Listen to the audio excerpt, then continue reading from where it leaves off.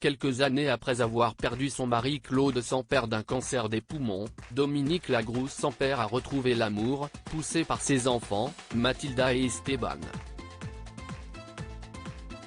Ils m'ont demandé de refaire ma vie, a-t-elle confié dans une interview accordée à Ici Paris, mercredi 15 mars 2023.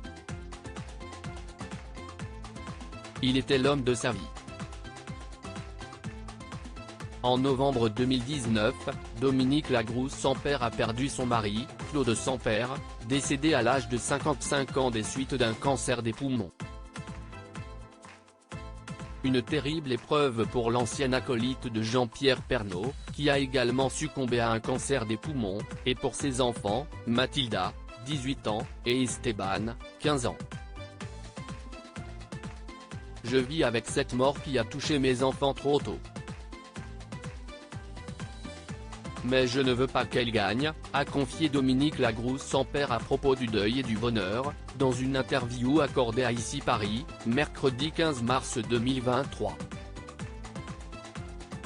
Et d'ajouter, Claude aurait tellement aimé la vivre, cette putain de vie, que la moindre des choses s'y est de la traverser avec le sourire. Ce qui n'empêche pas les coups durs, les pleurs et les moments où l'on n'a pas envie de sortir de son lit. Avec le sourire et avec l'amour. Dominique Lagrousse-Sampère, ils m'ont demandé de refaire ma vie. Depuis quelques mois, Dominique Lagrousse-Sampère a retrouvé l'amour. C'était une nécessité. Je ne peux pas vivre sans aimer et être aimé. Sans amour, je me serais flétrie et ne serais devenue qu'une mère, ce qui est déjà énorme.